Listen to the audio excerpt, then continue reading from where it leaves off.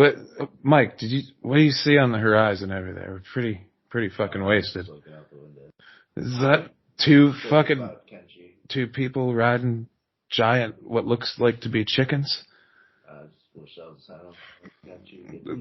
It's Jake and Rich riding in on Chocobo. We're on with damn Chocobo. That's your entrance, guys. Welcome to the damn Chocobo train. Wark, is it? I believe Wark, that's the sound they mark. Wark. Yep. W-A-R-K. Yes. What's been going on, guys? What has been going on has been, I don't know, man. It's hot. It's hot. Yeah. Just get that out of the way right away. The most boring thing you can. Weather. It's so humid here. Yeah. It is. You know the feeling. So, yeah, I know you guys are kind of, you two may be familiar with who me and Jake are, but I don't know if your listeners are. Do you want us to kind of give a quick rundown of who the fuck we are real quick? That's what the fuck I was asking you to do, man. Well, I am Rich, and he is... Jim Bob. Sorry, couldn't help myself. That's Jake, who never, ever follows up in the way that he is supposed to, as per tradition. And we are the two hosts of... Damn Chocobo. I can't fucking believe you actually said the proper name. Sound the calls. Work. I believe our call is fuck off. Yeah, okay, I'll give you that one, yeah. We do that at the end. We do a podcast called Damn Chocobo, which is ostensibly about two dudes who are getting old, talking about old Final Fantasy games and seeing if we still dig them, or if ones we've never played before, if we dig them at all in the first place. We got into the series in the PlayStation 1 era and kind of have always been fans to a certain extent. And at some point when we got older and moved apart and did shit, you know, became adults, we arbitrarily decided to do a podcast talking about those games as an excuse to stay in contact. Yeah, pretty much in a nutshell.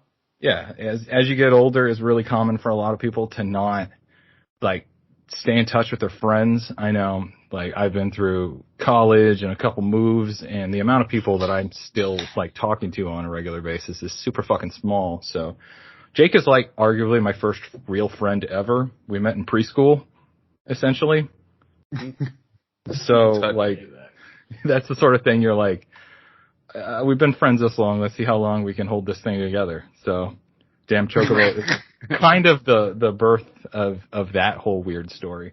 Yeah, pretty much. I mean, 30 plus years. So yeah, I got drug into the Final Fantasy game series in high school, and I drug him into it. And it's kind of just been one of those things that we've always kind of used as a touchstone. So yeah, pretty much. That's kind of it. So the show, like, we use Final Fantasy as a framing device to keep up and talk and bullshit, and it makes the show kind of weird, I think, because you think you're going into a show about Final Fantasy, and it's really only partially about Final Fantasy, and it's also about these two dudes just being dudes. Yeah. Nice. Yeah. So the dogs know they're sounding the call. Can you guys hear that? I can. Welcome. A little bit. Close the damn door. Oh. Every time somebody has a pet and we do something with them, the pet always joins in. So It's not unusual. Yeah. Yeah, they're beagles. We're from West Virginia. So. We are from Iowa, but I now live in Houston, Texas. And Jake? I'm from Iowa, but I've been almost everywhere. Yeah, Jake says fuck a 401k. He moves from job to job like a motherfucker. Seems like, anyway. So pretty much. That's another running theme of the show. Jake getting new jobs. And moving. Yeah, that is a lot. Like, happens a lot. But I re-listened to a lot of episodes, so it's like, I don't know when this is happening and when that's happening, but fuck, dude, this guy moves around a lot. Yeah, really fucking does. So, you know us. Let's get a quick rundown of you guys, because I know Jake is totally fucking clueless. All right. So, I started listening to podcasts randomly at work because I'm a welder and I work for like 10 hours straight. So it's Brutal. like I hate music now because I've ran it all dry. So I started checking these out, and you guys were one of the first ones I listened to because I just typed in Final Fantasy, and I was like, hey, I like intros more than game talk. Like, and I met Mike. We went to school together. He swore we didn't go to school together. Well, when I first asked you, you're like, I don't think we went to school together. No. You think we're like farther apart than we are. We live like across the hill from each other now. Like you were a junior when I was a freshman. It's like, nah, you're like grade lower than me, dude.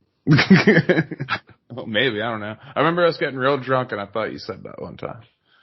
Was it that one time I blacked out and just passed out on the couch and then woke up and was like,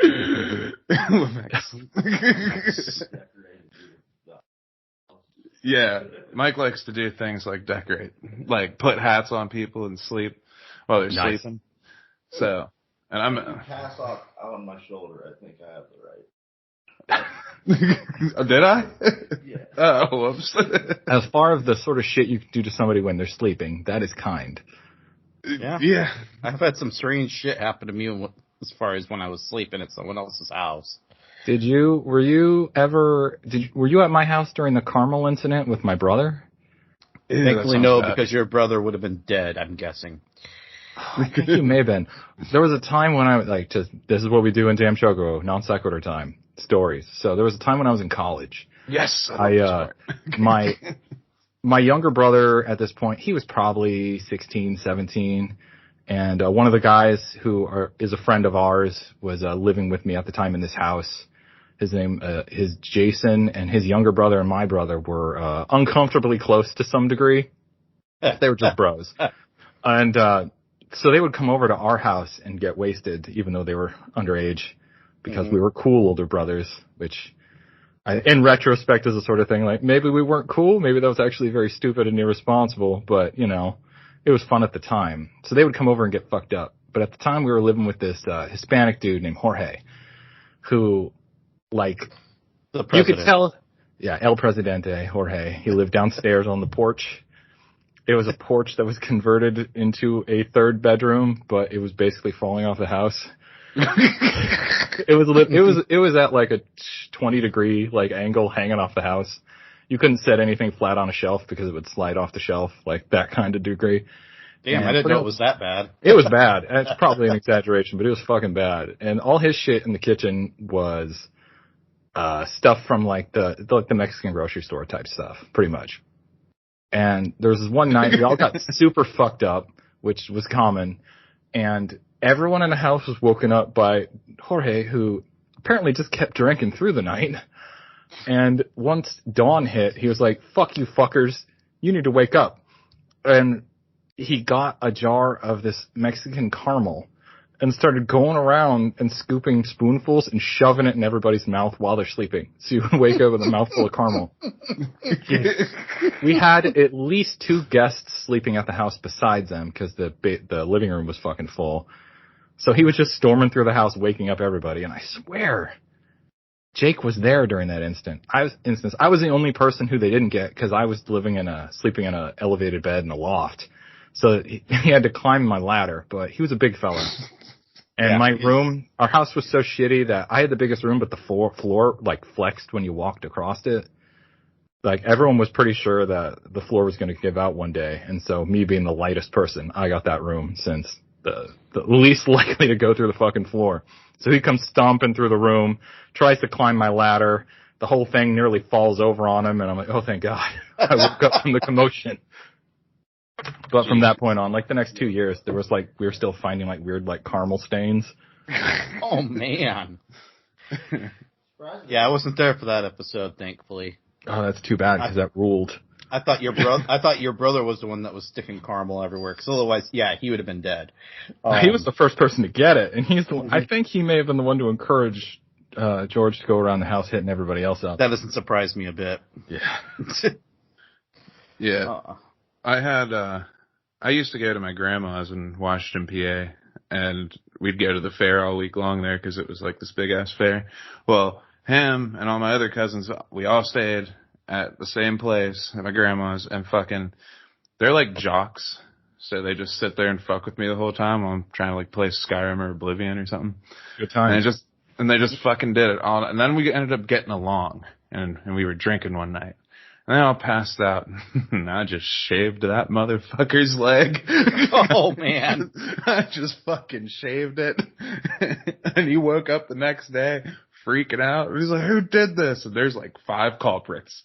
Please tell me it was just one leg. Yes, it was just one leg. Because that leaves him with a decision. Do you want to just leave it? Right. And now you have to go to football practice like that, sir. I get the impression this is the kind of person who would be deeply uncomfortable by shaved legs. Like it would threaten their masculinity. Oh, he's a pretty small football player anyway. He knew what he was. Fucker. He still fucks with me about that today. He's like, bro, I told you I beat Skyrim. I was like, remember back in the day whenever everybody thought like you can't beat it, but it's the same missions popping up over and over and over again? Yeah, so it's technically quote unquote unbeatable. So he would just fuck with me while I'm playing it. Bro, I beat this game so many times. I beat it 100%. Fuck it, just did that to me in my face constantly. And I was just like, I'm just trying to play a game, bro. You're gonna get fucked up. Like I'm gonna get you. I think you won. I think I did too, because he never found out who did it. You never kind of confessed, or he never figured it out? Never figured it out, and not gonna confess. If he listens, he'll know now. But hey, right. Hey Shane, fuck you, buddy. Fuck cunt. Jeez. Sucks to be you, Shane. It's a good day. Jake, you feeling any better? Nah, I mean, it hasn't changed any. I still got this same goofy freaking headache. It's been lasting for the last going on 5 days now. So what the fuck did you do? I have no idea. The only thing I could think of is I grind my teeth at night, and that's what I have woken up with headaches in the morning from it. Rich can attest to this because generally, like Sunday mornings, I'll say, nope, this is not. We're not playing today. There is I would say at least every other month, maybe every 3 months, there's at least one day that Jake has to pass because of a migraine. And, well, this one, I think it just triggered a muscle that I can't massage out for one reason or another. So, bad time, bro. Yeah. So, well, it's not, like I said, it's not dreadful. 'Cause like right now, it's fine. I can, whatever, la-di-da. But if, like, it has to do with kind of like head rushes, or if you shift weight in a wrong direction, it'll just, bam, hit you for like a ton of bricks for like 3 seconds, and then by the time you're done, but after that, you're pounding shit and like, what the and then, that happens. It'll pass. So it's almost like you're getting head rushes constantly. Yeah, that sucks. I think to a certain extent, I almost wonder if that's like an age thing. Like, I don't know how old you dudes are, but we're both in our late 30s. I'm 28 and almost 29, and you're 30 now? I thought you were 29. There's something that happens in your like mid 30s, I find, where like suddenly like injuries suddenly become permanent. It's you don't heal as fast as you used to, or at all. Yeah, like it's really fucked up. That threshold hit me like early 20s, well, mid 20s. Well, you've always been an old man, so yes. That makes sense.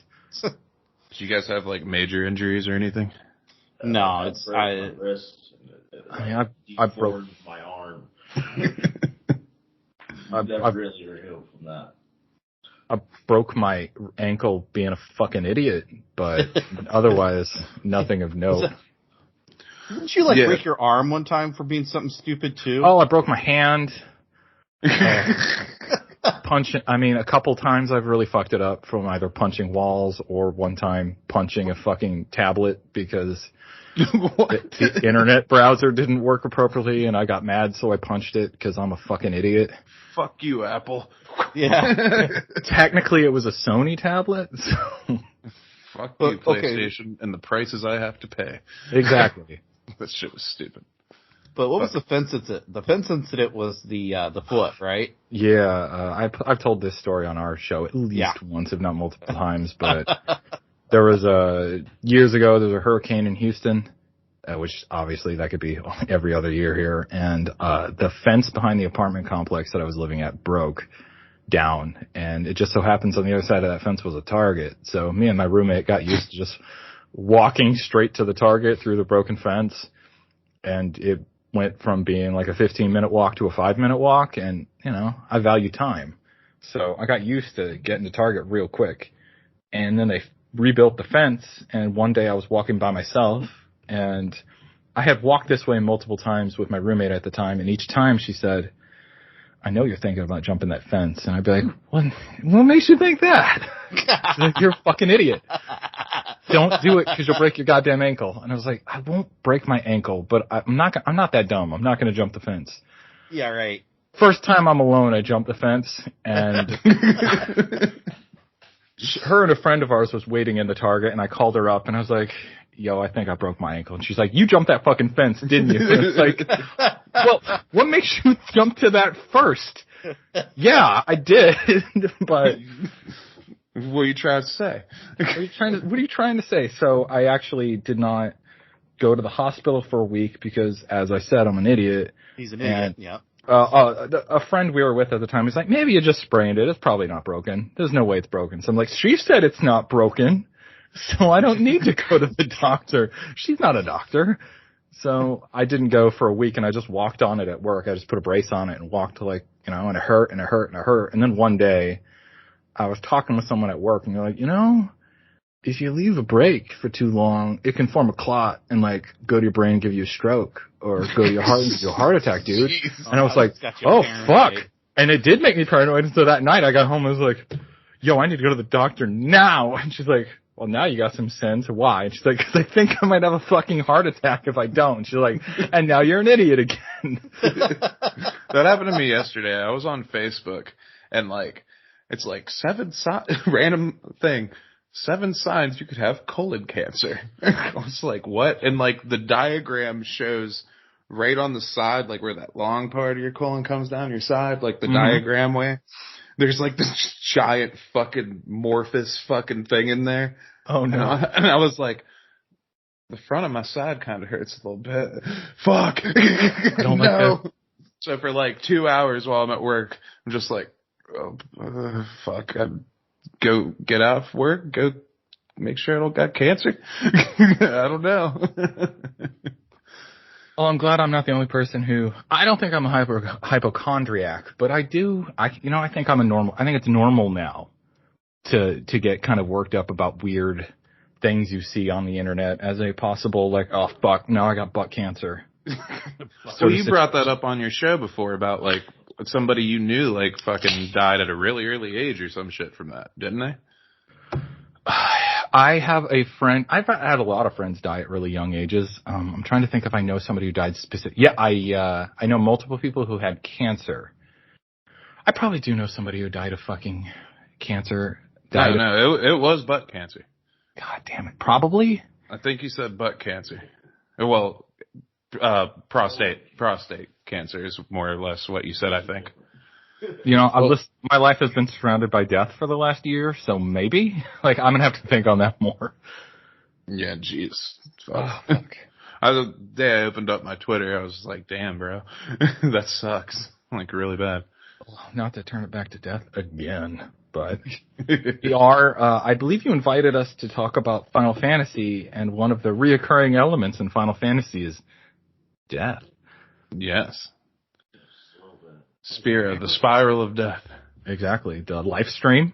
The life stream. And Final Fantasy IX, I think it's the Tree of Life or whatever, the Aoife tree. It's like blocking souls from being absorbed to the earth, so they become the mist that allows. And they get redirected to Terra. Yeah. This is about a giant genocide. What is it? The fucking in 10, the spirit things floating around. Fireflies. Fireflies, that shit. Well, they make up what you see of them or whatever, but that's what they say in the story. And then when you kill shit, they fly out of them. So it's like, what the fuck is this? Yeah, like it's clearly some element of the soul or whatever. It seems like that's just kind of like how Final Fantasy seems to work. There's just a preoccupation with death. That's where the final comes in. Mm-hmm.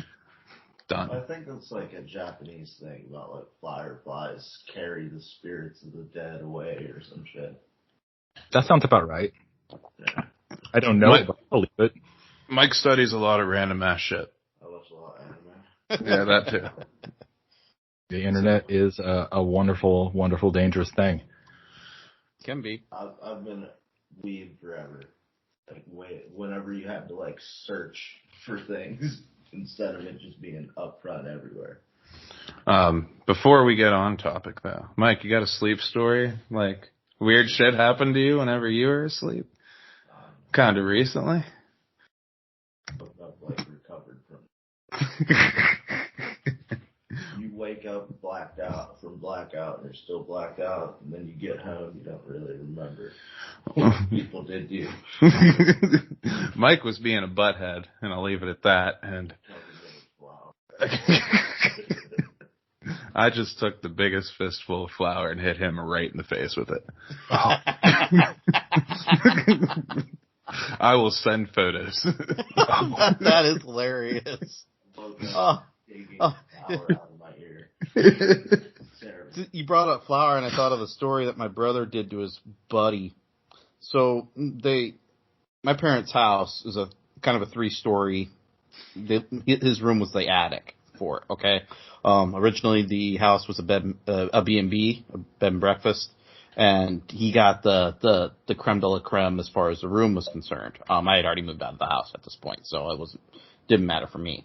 Point being that it had a shower and had, this massive bedroom and whatnot. Well, his buddy would come over. He was notorious for coming over and staying over multiple days, time period, whatever. And at one point, they bros being bros. Yeah.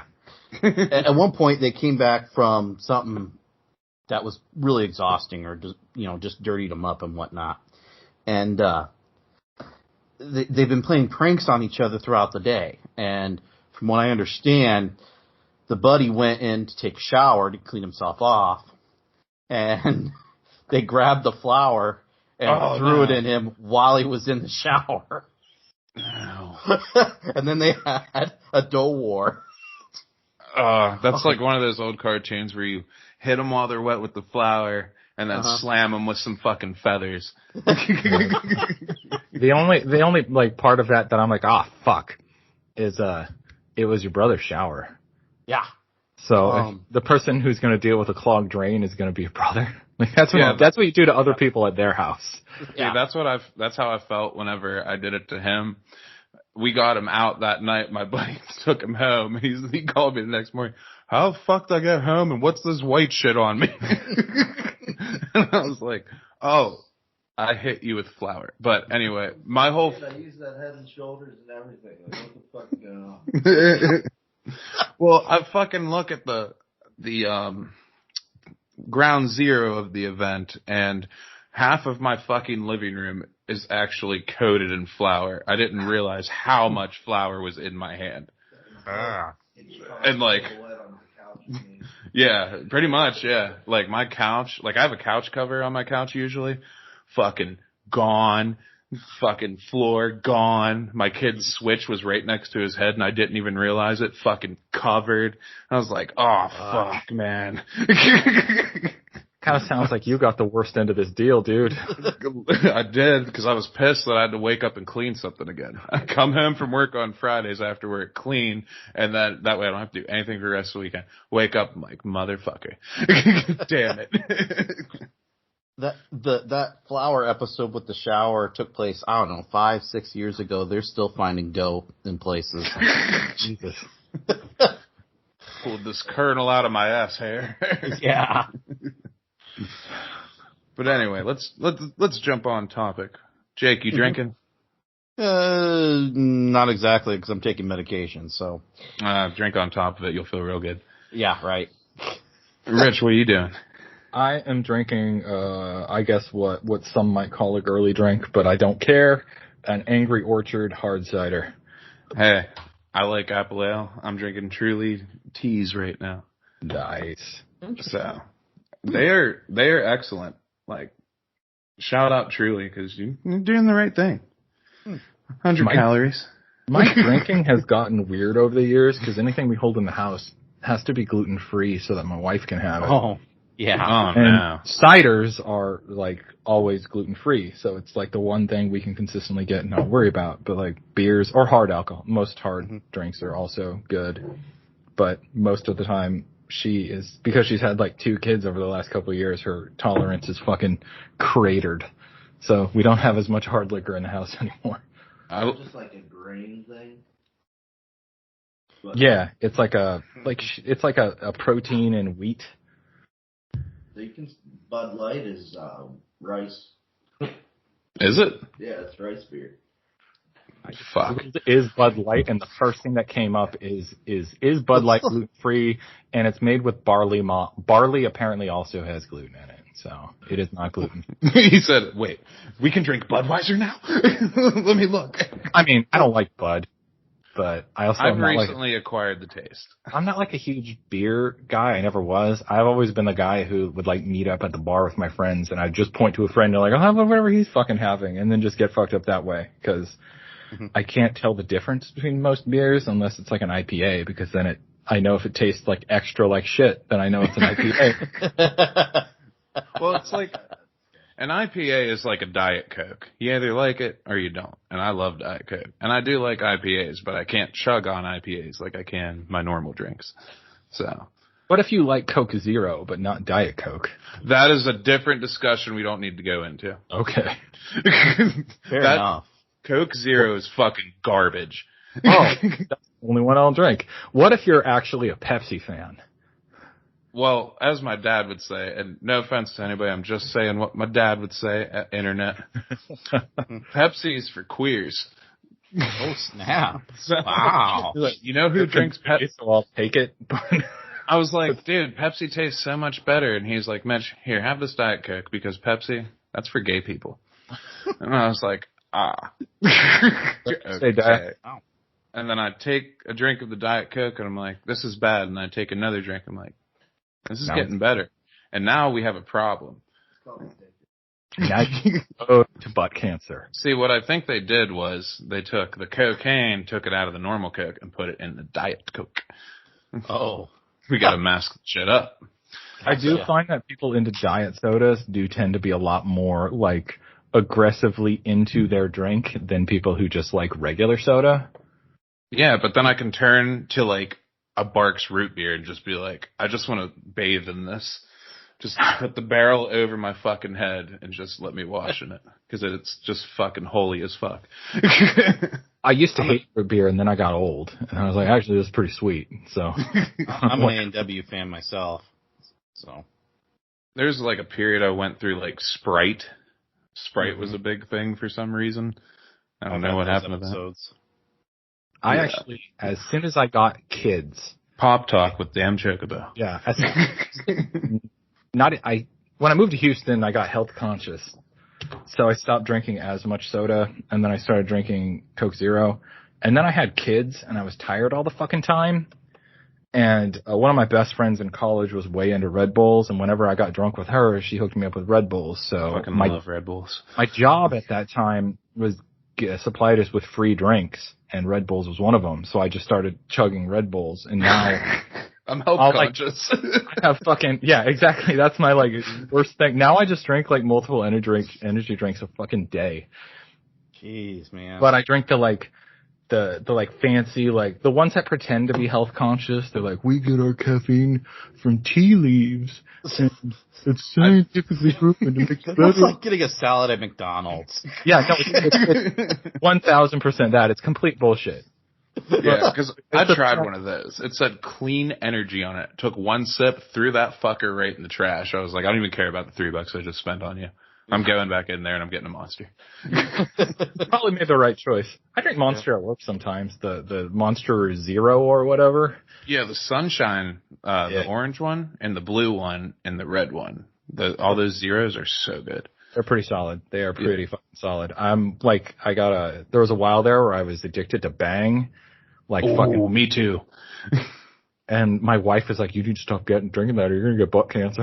So, all right. And I'll switch to Celsius and this V8 energy drink shit. I just switched to V8. I love that.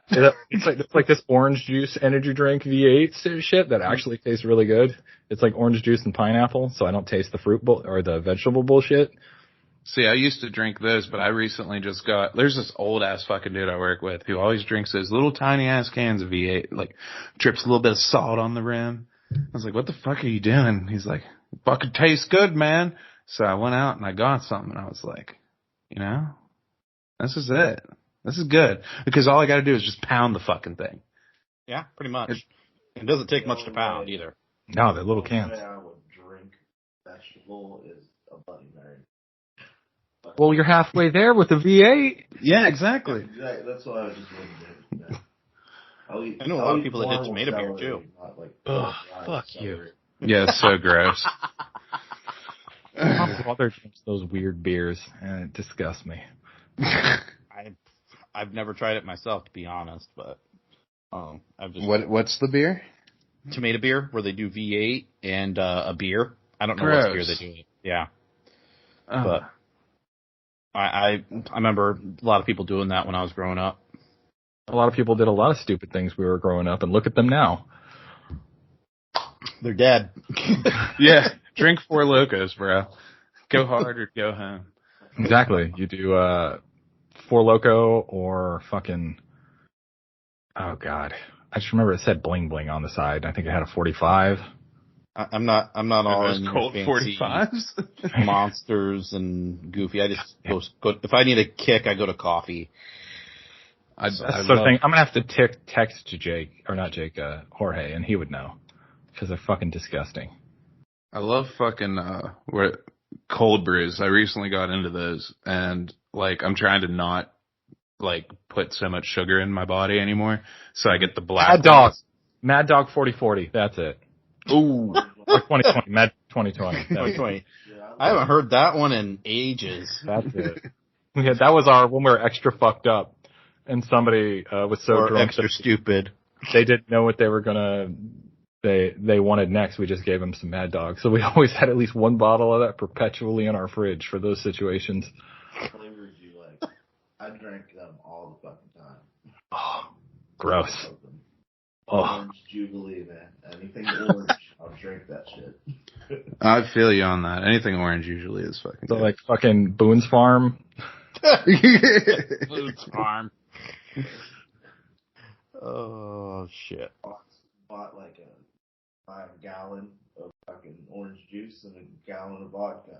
Drink the orange juice and just slowly fill it up with the vodka. And after my own heart, there's nothing like a good screwdriver. Yeah. That's what I got in drinking with, but then I realized it didn't actually taste that good. See, vodka's like gives me fucking migraines. It does. It's the only thing that gives me hangovers. Yeah, but I can drink all this other sweet shit and nothing happens. But like, I'll get migraines while I'm drinking it, like so severe where I'm just laying in bed, I'm gonna go to bed and fucking hold my head for fucking ever, and just lay there in agony. So, and that and gin doesn't do me very well either. Whiskey, I get extremely angry, and rum. I stick with rum. Jake, what is that? That vodka that is like in a clear bottle with like an orange on the bottom, like the bottom's painted to look like an orange. I used to get it in high school, or I guess college. Was it the one that Jason always liked? I always got it. Oh, you always got it? Yeah. I know it was there was Mandarin vodka. I remember that. Yeah. I can't remember who it was. It was either way, I remember the first Absolute time Mandarin vodka. Absolute Mandarin. Yeah, the first time I ever had that, I drank the bottle, and me, Jason, and Jake passed out in Jake's room. His parents. And I distinctly remember that night because I brought my GameCube and we played Smash Brothers, and then I brought like the 2-player Lord of the Rings game for PlayStation 2. I told you those were good, Mike. I think it was the Two Towers. It was one where you fight ghosts on the first fucking level. Well, I thought that was, That Return of the King? Then? It must be Return of the King then. I just remember, so me and you guys were playing that, and I was pounding this drink, and then you weren't drinking because you were like, oh, I don't feel that good tonight. So me and Jason were getting completely fucking wasted. That was when Jason threw up in your bathtub. Oh, man. That was the time we got so drunk that you got up in the middle of the night to piss, and you had to walk past me and Jason. And we woke up, and they're like, no, Jake, we're so drunk now, we're zombies. We're trying to as you're trying to walk over us to get to the restroom. Should have just pissed on you and called it done. Yeah, so that's why I don't drink vodka much anymore. Yeah, because that was Jason's drink. It was the Mandarin vodka. His drink was that cinnamon bullshit. With the Aftershock? Aftershock. Nah, no, he was an Absolute guy. Yeah. Every time we went out to drink, he bought Absolute. It was ridiculous. I was like, how can you drink that shit? So I used to drink McMaster's. You want to talk about a hard day? That's like great. Gallon's $20, bro. Yeah, gallon's $20. Fucking handle. And it's just putrid. We used to drink out of mason jars at my house in college. At the house, because we were like dumb college kids, except for Jason, who didn't go to college. And when one of the times we invited my brother over, and I think Jason had like one of those. It was like 25 or 30 ounce mason jars, and he was like, "Josh, fill me up." And my brother's a fucking little asshole, so he's like, "Yes, he is." Tell me, as you guys say it. Jason's like, I'll tell you when. And my brother's like, uh-huh. And Jason's like, now. And my brother just keeps dumping. Now. Keeps dumping. Fucking thing. And then Jason's like, fuck, that's a lot of fucking vodka. And my brother's like, yeah, and I bet you're too much of a bitch to chug it. Yep. That's a quote. I know, I can hear it from here. Yeah. And Jason is one of those kind of guys at the time that couldn't take a challenge and say no. So he's like, well, fuck you. I'm going to do this. Yeah. And at that point, pretty much done for the entire night because he chugged that immediately right there and then just kept going like everything was fine, drinking with the rest of us, keeping pace, and he did not do very good. Well, what? there's the NBA 2K fiasco. It was the night he passed out in front of the TV, and it was like 10 o'clock, and we were mad. George was the first one that got mad because we were. Every time we opened a bottle, we threw the cap at him because he was passed out on the floor. So he was surrounded by fucking caps. Jesus. And at some point that night, George got pissed. He was still passed out. So he opened a beer and threw the beer instead of the cap. And then when we were like, George, you threw a fucking bottle. And he's like, well, fuck him. Maybe he'll wake up finally. He did. I drove home drunk one time from the strip club at 4 a.m. Oof. You want to know what happened? I didn't make it home. In the car, I didn't make it home. Oof. Okay. So it's my mom's 92 Prelude. She always wanted it, and I drove it for a year and a half, and it was real foggy that morning, whatever. Mm-hmm. And going 50 miles per hour on a back road, there's a tree down. Oh man. I just tried to fucking jump that tree. Didn't work out so well, huh? The branch went through the windshield, almost touched my face. I got out, and there was some person in the car behind me that was like, yo, get in. I was like, okay, jumped in. Pretty attractive woman. I was like, okay. What are you doing? She was like, I'm going to my boyfriend's house. You know, Bobby, insert last name here. I was like, oh, I didn't know he lived near me. He's like, well, what do you mean? I was like, well, where are you going? This is St. John's Road. I was like, that's the only road up here, buddy. So we go all the way around. I get dropped off. My stepdad's sleeping in the chair. I open up the door, slap him on the shoulder. He wakes up. I'm like, hey, man, your car's in the middle of the street, about 10 minutes away. I'm going to go to bed now. You better go get that. And I just jump in my bed. And I wake up the next day, and they are fucking pissed. So pissed. Car got fucking brought back. He had it towed and everything, and it just looks like fucking ass. Oof. Jeez. I was hoping the story let you fuck yourself through the windshield and landed. You could run. I just like pissing Frank off. Frank, as you know, is kind of a dick to me sometimes. So, yeah. So deserved. So that time, yes. And every time after that, I'm sure. But let's talk about Final Fantasy. Yeah. All right, So like the third attempt here. Hey, you drive a car in Final Fantasy 15. It You relates. can. You can drive a car in Final Fantasy VII. Oh, you can in 8 as well. I forgot about that. Oh, here we go. I ran out of gas, and then you Oh, that's right. Yeah. Yeah. Like in that third disc, you get like a buggy or some shit. Yeah. And drive that some bitch around. Did you guys ever turn your fucking car into a monster truck in 15? Yes. I did not. Did you run over the giant pig monsters by the lake? No, I didn't. I didn't bother trying to. So I got it right off the bat. Oh, wait, and then no, I did do it. Dumped it. And then Yeah. I converted it back, and that was the end of it. But Yeah, I fucked around with it briefly. Did you ever turn your car into the flying car in 15? I did Well, not you had- do that. that some bitch is tough. I mean, you had to go through a lot of stupid shit to get all the parts for that. It was annoying just to get your car back. I like how that was a part of the story. They took our fucking car. You gotta Yeah. get it back. Yeah. Why? You can park in scenic locations and take selfies. They took the fucking car and put it inside of a base and armed a fucking shit ton of giant robots around it. Well, And- it's Noctis's dad's car, and it's kind of his like, this is my dad's car. I need to get it back. It's one of my remaining memories of my dad. I can't leave this. You beat that thing to piss like all the time now. We're just Yeah, gonna but you'll get it fix repaired. Do the law and order.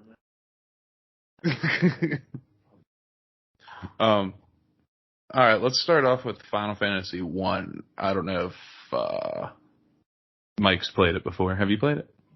No? Well, those two beat it, and apparently it's a sequence of annoying events that don't make any fucking sense at all from the episodes I heard. It is a weird game in modern context, Yes. I think. Only because, like, nowadays they kind of handhold you. What you got to do, where you got to go next and stuff. And Final Fantasy 1, like, you literally got to talk to every motherfucker you run into or you see in every town in order to get some direction on what to do next. And it'll be like, I don't know, I think there's a fucking cave out west. Maybe there's a monster in it. I don't know. Yeah. And some other person will be like, fuck, man. There's Well, there's a hole, there's a gate blocking you through the goddamn mountain. And I'm just making shit up because I don't actually remember what happens. But like, I don't fucking know there's a gate and it's locked and I don't know, there's a key. You're going to have to find somewhere. I don't know where the key is. And then there'll be another person who's like, I heard there's some fucking monster somewhere that lives in a fucking cave somewhere that's got a key. And you'll have to like put 2 and 2 together after talking to 20 different people. These 3 motherfuckers are kind of telling you what you need to do next and go head out that direction and find this cave and go in and kill the monster and get the key. And some of it's in sequence and some of it's not. Is the thing.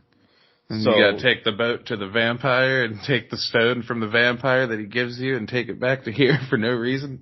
Exactly. Like Castlevania 2 style shit. yeah. It's the sort of thing that I respect, and I think it's probably really awesome for the time. But it's difficult now because none of us have that kind of patience. Right. Yeah, exactly. It doesn't age well. We got kids, man. Yeah. I think that, and yes, we have kids. We need a little bit more, like, I don't got time to spend all day looking around. But in that aspect, this is something I've been thinking about recently, that Final Fantasy is this series that's like, has lucked out multiple times on just lucky gambles.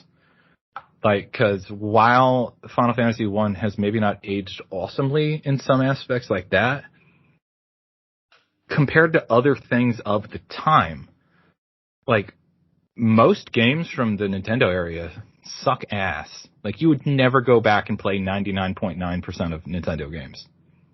Like, you're going to go back and play Castlevania and Mega Man and Contra and the Mario games and maybe the first Metroid, Zelda.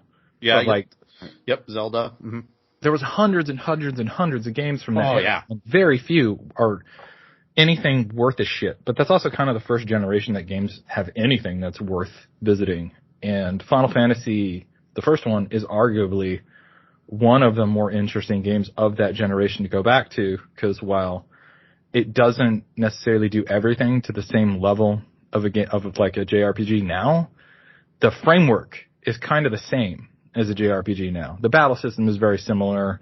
The exploring the world over the overworld map is kind of similar. Like the DNA of everything you like about JRPGs is right there. So it comparatively has aged well to other games of the era. Well, like Metro. Yeah, the only thing that's really, it's just obnoxious as hell, and that's a symptom of all the older games, though. Like, for instance, I've watched lately on Twitch people trying to play the first Zelda game, and, you know, someone who knows where everything's at, you can just rip right through it within a couple of hours through one probably playthrough that they do on Twitch. Well, these individuals, they tackle this game thinking they can do that, and they don't know shit about the game, and they end up spending like 4 different sessions trying to beat the game. So, and dude in the background whose name I already forgot. Sorry, I'm drinking. You were mentioning Metroid a second ago before you got cut off. Yeah, whenever you talk on Skype, that happens sometimes. Yeah. Metroid 2, like, what is it? I played with like save points. And I only used them at the very end when you're facing Mother Brain, because getting all your energy back up is the most annoying, tedious thing ever. You know, you're at the end of the game, you got like 1,000 life, and like every once in a while you get an orb that gives you like 10, 20 points. Yeah, Metroid is one of those games that I think is just barely passable by modern standards. I think it's cool as a 1 and 2 to a certain extent are good as a thing to go back to see what games used to be like, but it doesn't necessarily hold up. Oh, 2 is closer. 2 is really good. Yeah, I like it. I played that in college. I actually had to buy the Game Boy cart and play it, and then had to rig up my Game Boy so I could fucking play it. Because you can't see. I was using a Game Boy Advance, and the original ones, the screens were fucking dark, especially when you were playing like an original Game Boy game on those things, because they were black and white. So yeah, you got to get an Advance SP with that backlight. Yes, they didn't exist at that point. So I did a few years later when this came out. Dude, when I was like 7, that was the first game I ever played. My path like always played that giant gray Game Boy. The brick. You know, the brick. Old man, so you can see it. So it has a giant magnifying glass with the lights on it. That thing is awesome. Oh yeah, I remember those. That you sit on top of the guy, and yeah, you're just holding this fucking mechanism in your hand. You're just like, it's sweet. Yeah. It was fucking awesome. I don't have any other thoughts on Final Fantasy 1 other than I really like the class. It introduced the class system that is kind of like core to Final Fantasy. Like, even the few games that branch away from that, it always kind of comes back.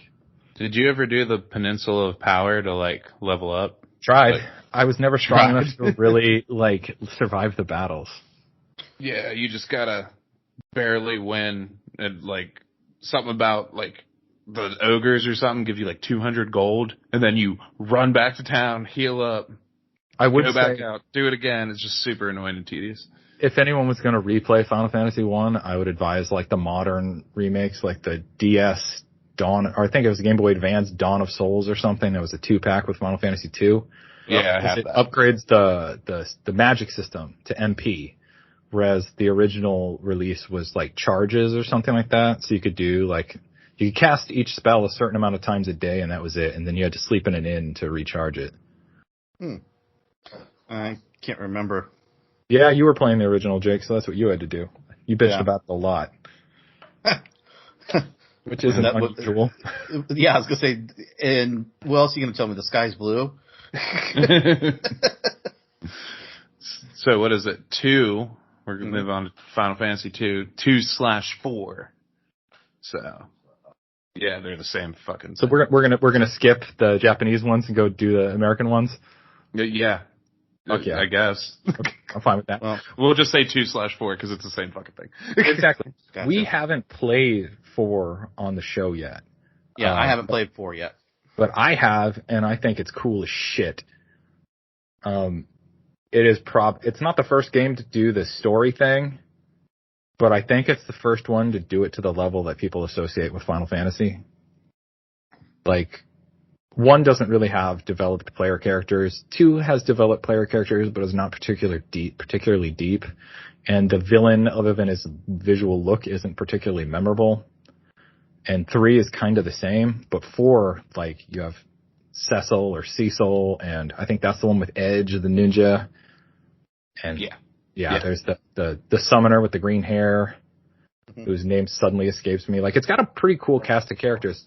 Palom and Porum, I think, the 2 kids. That sacrifice themselves. Yeah, they turn themselves to stone. Spoilers.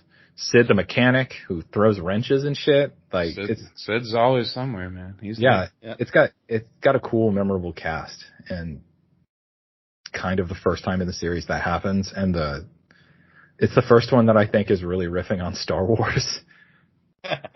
Do they have Biggs and Wedge in it? I think it's more like the familial relationships with bad guys that you don't expect sort of aspect that's very Star Wars-y. Yeah, it cracked me up in 15 when Biggs and Wedge were the fucking train conductors. I was like, wait, hold on. This is what you guys are doing with this? Now I actually have to Google, like, when is the first time Biggs and Wedge shows up? I know 3/6. It's not 3/6, it's 6. I know they're with Terra at the beginning. So they first appear in Final Fantasy VI. Okay. Oh. See, 3 is which would be 3, which would be the American 3, Japanese. Yeah. Japanese 3 is like, from what I've like heard, is pretty much the most basic fucking bitch of the RPG shit. It's like, it has a really good class system, but that's it. Like, it's the first one to do the job changing system. Yeah. See, most of my connections are really early Final Fantasy games, except for like the American 4 or whatever. I played the DS remake of it, but I know from just Dissidia. It's the only way I even know them. And we're supposed to all be playing Dissidia at some point. Jake and Rich. Which one? Dissidia the original? Dissidia you told me that or Dissidia NT? We were talking about NT when we were talking about playing. I only played the original. I played the original and I really liked it too. I like NT as well, but people are like, "Oh, the originals are so much better. Fuck NT, it's so gay." And I'm like, "Homie." The only thing that makes the original 2 have an advantage over NT, because I think NT as a fighting game is better, but Dissidia and Dissidia Duodecim on PSP have like an adventure mode. Like a story, yeah. Like a more developed story where you fucking wander around a game board and you go into these like numerous battles and you level up your character and you get gear to a far more of a degree than you do in NT. Do those all the Dissidia games have like the command mode, where you like your character just like does like bot shit and then you enter commands and when to attack? NT. You're like full control at all times. Well, no, there is, I think there's a character. There's at least a few characters who have special moves that are built around something like that, where you do a special button command to do a fancy attack. But I think it's specific for like their limit break or big move or something like that. No, it's just like in the first one you could just be like co-pilot essentially, and the game would just automatically. I bet, I believe that. I bet there's an alternate mode that plays like that. Yeah, that makes sense to me. I tried it, but it seems so weird. You just be entering commands in. But I heard that's what like kind of 15 is like, or do you actually dodge? You dodge. Okay. Yeah. Yeah. 15 is just kind of like the introduction of live action, or what is it? What's it called? Live, like real time, Mhm. like action RPG shit. Yeah. Yep. It's like Nomura was like, "Hey man, we're gonna turn this shit into fucking Kingdom Hearts, but we're gonna keep it all Final Fantasy." Yeah. Please tell him before we move on to like 5 and 6. Please tell him how good Kingdom Hearts is. Please, I can't sell him. I can't sell it to him. Tries to do this. It's I'm going to go amazing. pee, and I'm going to let Jake handle that.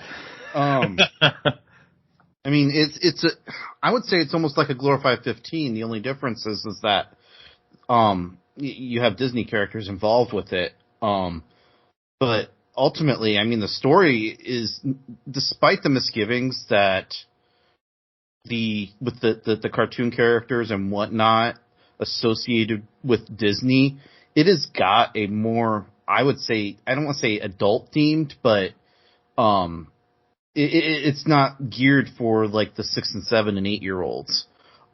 It's actually got a kind of a complex storyline. Now the kicker is that you can't look too much into it because there are plot holes that just run amok.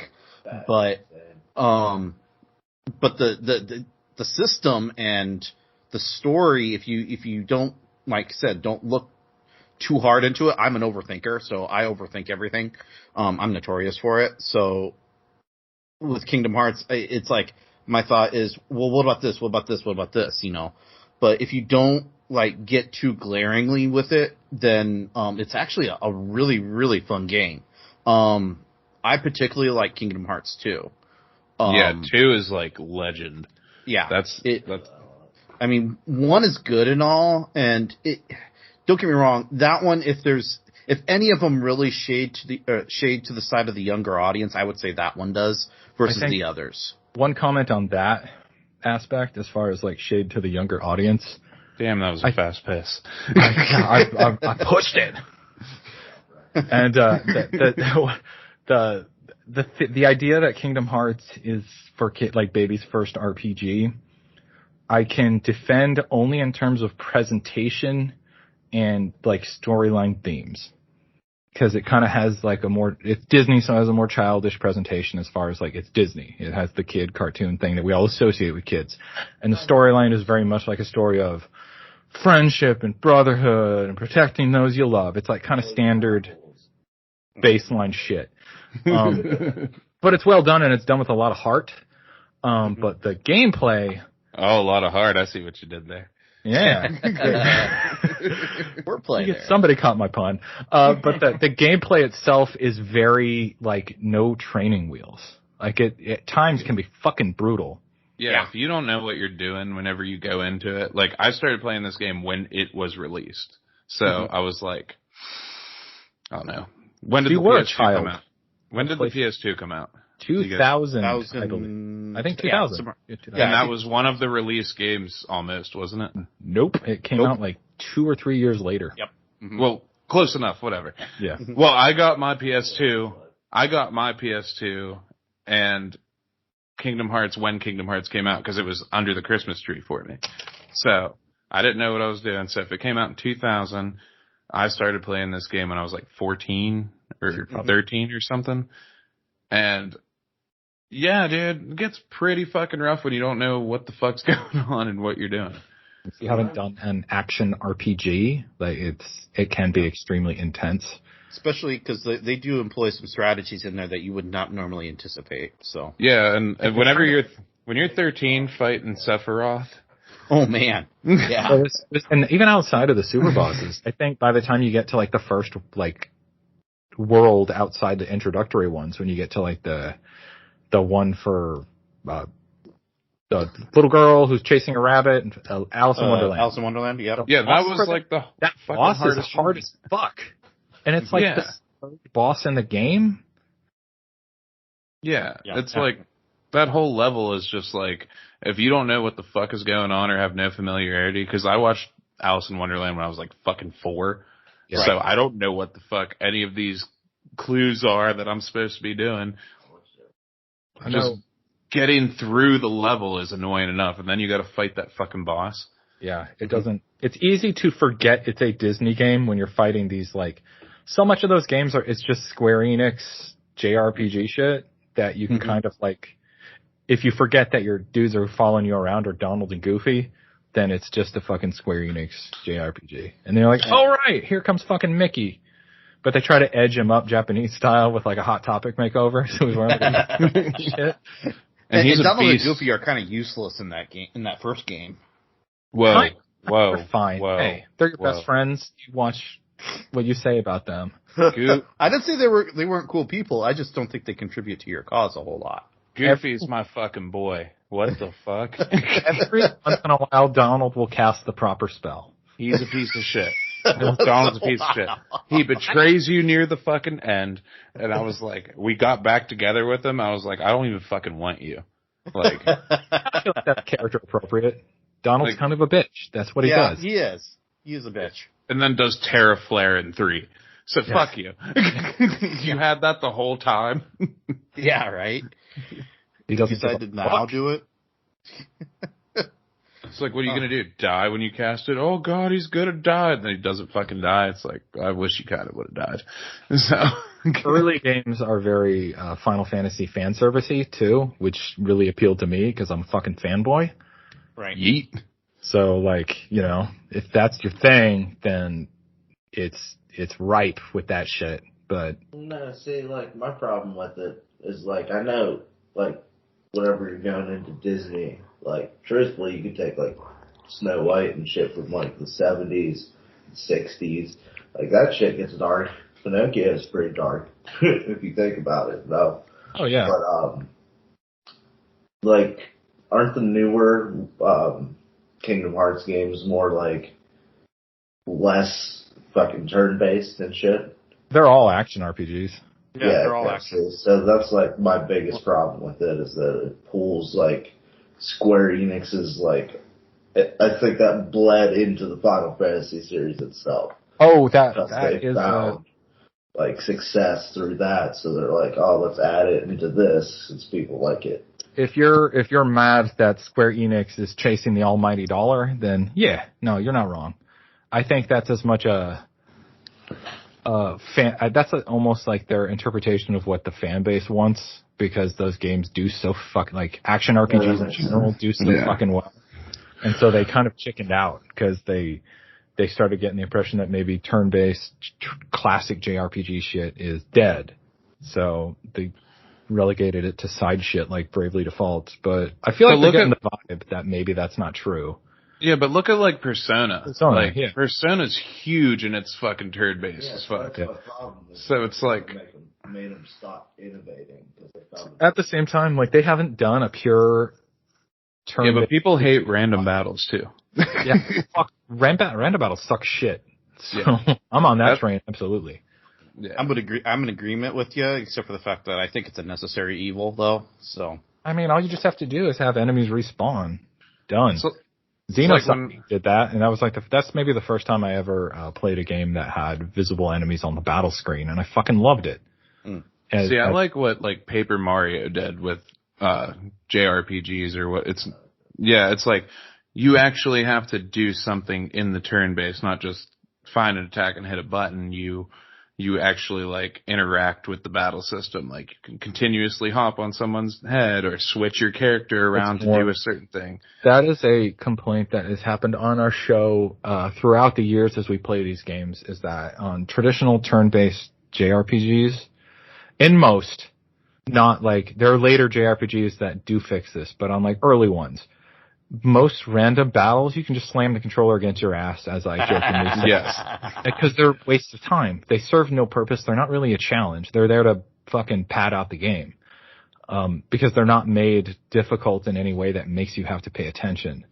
And that's why, like, I think it's easier for them to do an action RPG where it's easier to create player engagement because you have to be more active in the combat to accomplish anything. And, like, there are other JRPGs that solve that, like Persona, where you can't really just slam the controller because you have to really pay attention to what you're fighting and focus on their weaknesses.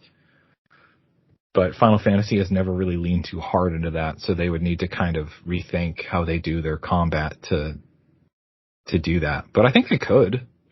In a lot of the remakes of Final Fantasy VI, there's an auto button. Yep. Yeah, it autos your last inputted attack. So once you input Saban's thing and then do everything with everybody else, God forbid, don't fucking touch something again. That whole game's fun. Fuck you. Yeah, I memorized this shit. It's the only thing that made me feel cool while playing the game. Yeah, but I would like to not have to do that every fucking time. And it's a bummer in any game when, like, you kind of, like, as a player, at least for me, I like to be engaged in every moment of the game. I don't like to have these moments where I'm just kind of, like, eyes glazed over, not really paying attention. And so I think an action RPG is a good compromise between getting some of the RPG elements, but still keeping the player engaged for most of it. And obviously, once later in the game, if you overlevel, you can still just button mash your way through without any fucking issue. So it's not a perfect solution, but, like, I get it. I dig it. I understand why it's popular, and I definitely appreciate it too, to a certain extent. Yeah. It's like, I don't know. 15, you can kind of auto battle if you just hold the button in, but I don't hold the button in. Because I just sit there and I switch my attacks around and shit. I mean, I think it's designed to be held, but you still have to kind of move and dodge. Like, it's kind of like Crisis Core, where it's built that the engagement is around dodging, that the enemies hit hard enough that you have to be mobile. You can't really just stand in place. Yes, exactly. And that's like a perfect way to do it, in my opinion, because if you're doing an action RPG. Because I don't want to hold a button. I want to, if I'm going to button mash, I'll button mash, but gotta stay focused and do my battle and shit. It's like, think about the first time you fought Ifrit. Whenever you fought Ifrit near the end of the game. It's like you had to be dodging constantly. Exactly. I think that's one of the things that, like, it took me a while to come around to, but when I did, it made me appreciate it more. And I'm sorry, Jake. I'm sorry. I'm gonna bring this up. Don't do it. Don't do Dark it. Souls. Don't do it. Dark Souls. I thought he was going to bring up the name that should not be played. Oh, no. We can't. Well, that sounds like it's going to come up in our conversation anyway. But Dark Souls is an action RPG that requires total focus at all times, throughout the entire fucking game, and even in the shittiest fights, because, like, the lowest level dude at the beginning of the game can still fuck your ass up, even when you're high leveled. Yeah. Question. Yeah. Well, not really a question, statement. No, I'm not anti about that. I'm not anti that at all, but what I'm saying is, like, everybody talks about how hard it is and everything.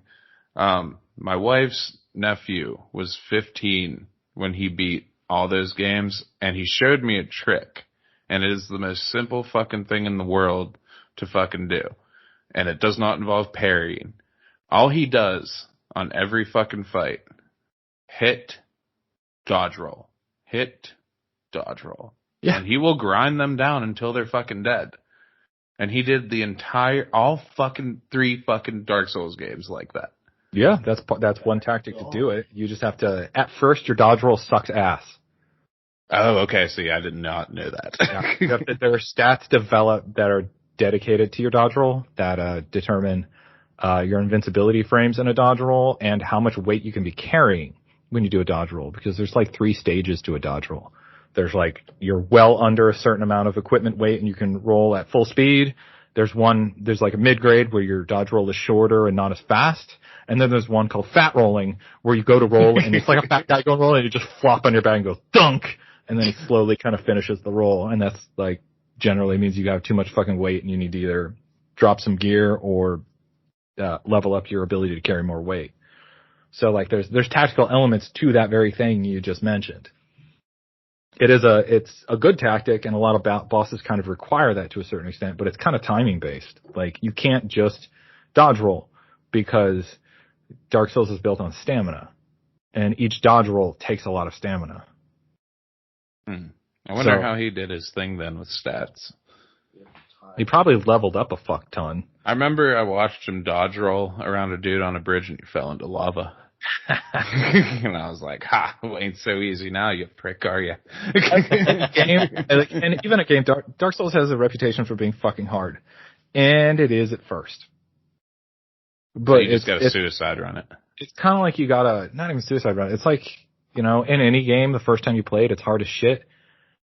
And once you learn that death is literally built into the system, like a lot of games, death is a punishment. And in Dark Souls, it's less a punishment, and it's more like that's just part of how the game works. Death is part of knowledge, and the game is designed around that. You're not supposed to play that game and not die, whereas like any other game, you can play the game and not die at all. Like it's almost like not necessarily expected, but it's not like, oh well. If you play through God of War and you don't die at all, that's not really like a big deal. It's like, okay, yeah, I had a good time playing God of War or fucking Resident Evil or whatever. Like it's hard, but you can get through. But like Dark Souls, it's literally expected to die. It is designed to fuck you up so that you learn the things that fuck you up, so then you're forced to change what you're doing. I only played Bloodborne. It's very punishing like that.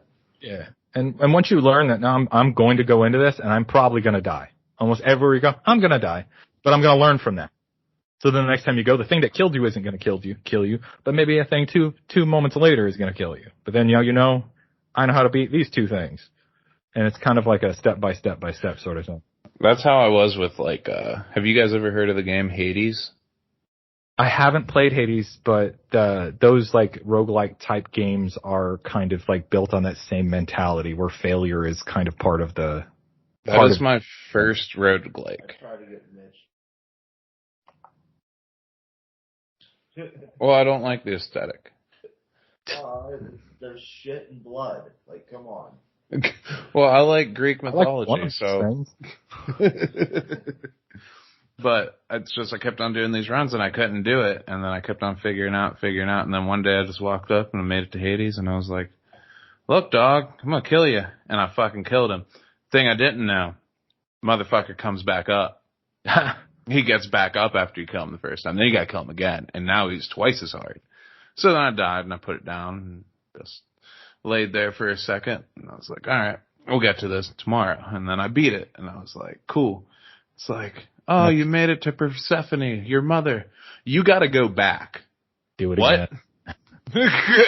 What do you mean go back? And I bet if somebody watched you play that last time, they probably were like, wow, he made it look real easy. He just did this, and this a lot and won.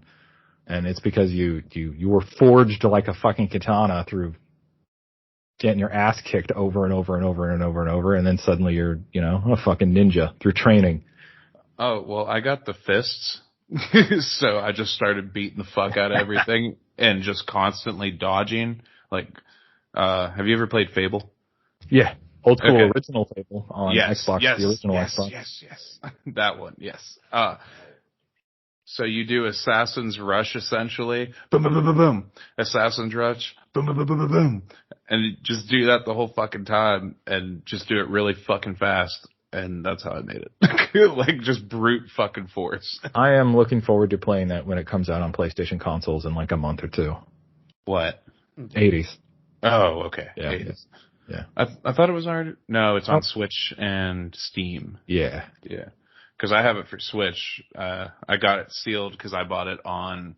Because I wanted it physical, but originally I bought it just on, like, digital.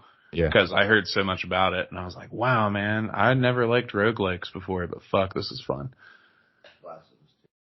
So, yeah, hard games. Yeah.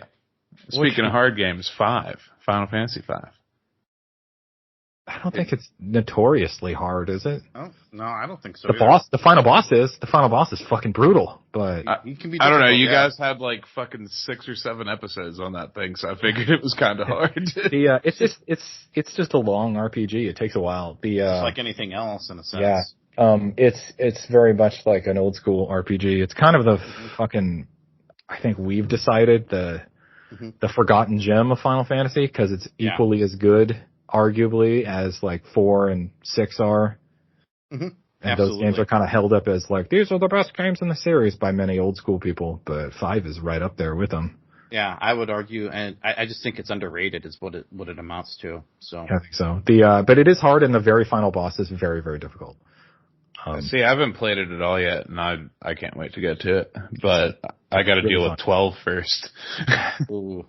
I'm at the very end where you go on like the big ass ship, the behemoth right or whatever. The Leviathan or whatever. Yeah. You're like 20 minutes away. You're there. What's the fucking finals? Bahamut. The Bahamut. Bahamut. There we go. Yeah. My bad. Yeah. Yeah. Explain 5 to everybody though, because of that class system. 5. I mean, it is your traditional class system. You know, you've got your jobs, that you have in like. Well, I guess it's the first time they actually really. No, I think there's a couple ones before it that they introduced the job system, right, 3. Rich? 3. Yeah, 3. And not just job system, but one that you can change during the game. A lot of the games have jobs, like characters are specific jobs, and you can just change characters to get those alternate roles. But this is one you have a set team of, I think, 4 dudes, and you just change their class throughout the course of the game to kind of mix up your battle capability. Mm-hmm. And, I mean, it's one of my favorites. It's not the top Final Fantasy game that I like, but I think I enjoy it just because it is underrated. It's like the ugly step cousin that no one talks about. But ultimately, I think between the storyline, the battle system in it, the character progression, and Ferris is fucking awesome. She's an awesome character. I don't care what anybody says. Oh yeah, one of the best in the entire series for sure. Yeah, I mean, she's a pirate. I mean, come on. Yeah. How is that not cool as fuck? Exactly. So, but with 5, I really enjoyed it. I tried to play through it without Rich, years back, and my only problem with it is I just got lost and didn't know where I was at in the game. 'Cause, it's a traditional, older game, and they tend to be a little obnoxious about not telling where you're supposed to go. And we did have some difficulty with that during the game itself. A little bit. It's not like old school Final Fantasy 1-2 level obscure. No. The game does a better job of directing you what to do, but there are times where you need to do a little bit more active, like talking to people and investigating and kind of figuring out the next step yourself a little bit. Yeah. If I may, I think one of the things that makes it good in our eyes, and it might not apply to everybody, but it's a thing that really kind of hits us in a sweet spot, it's a thing that Tactics excels at, and is that sense of character progression. And later Final Fantasies with their weird like progression boards kind of brings a little bit element of that too, where as you play the game, because you're changing job classes and you're unlocking more, there's a real sense of progression and strength accumulation throughout the gameplay. It's not just numbers getting bigger. Right. Like there's a more tangible feeling of growth because of like you're upgrading these job classes and learning more skills directly related to those, and those are unlocking more job classes. And so by the end, you look at what your character is capable of, and it's a lot more than just they can hit harder. They can do bigger spells. Like they just have this whole fucking library of abilities and skills and totally different job looks, because they change their look when you change their class, that they didn't have in the beginning. Yep. And some of the functions, like in the job class itself, like, so that first class that you get, it seems absolutely worthless to you at the beginning of the game, but it is a monster of a beast towards the end. That just, because it combines a couple of other classes that you're most strongest in, and it rewards you for mastering jobs earlier. So every job that you've mastered, you have access to all of their abilities at that initial job class. It's kind of like a late game, like to make yourself like a super character, that sort of thing.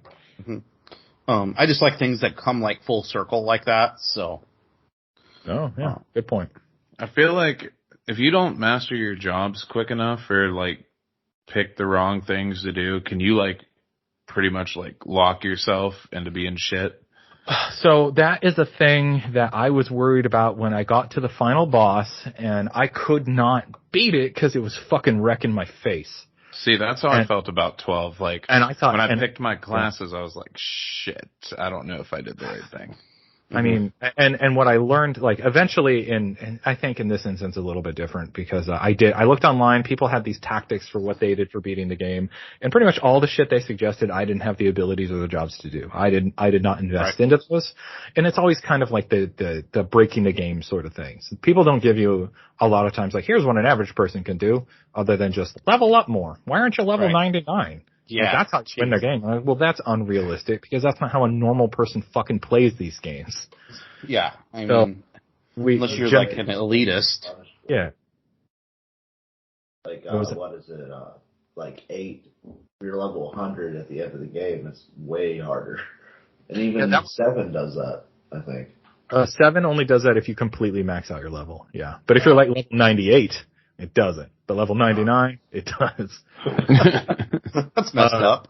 Yeah, it's kind of fucked up. But yeah, so 6, there was a couple like the kind of we couldn't do it, and then I looked up and like here's the fucking the kind of like breaking the game bitch way of doing the game, and I was like, well, fuck. Here are the ones that I take the least amount of effort to get those abilities. Are you talking about 6 or 5 right now? I think he's still on 5. He just mistakenly said 6. Yeah. Oh, okay. Yeah. So I put in like an hour or two getting those, leveling up those classes and leveling up those abilities, and was able to go into the final boss and basically eke through getting kind of the bare minimum of these. It was essentially just like and even just to kind of like tell you specifically, there is a chemist class that you can unlock later on, and they can mix special drinks, and those special drinks can boost your stats. AKA Riku.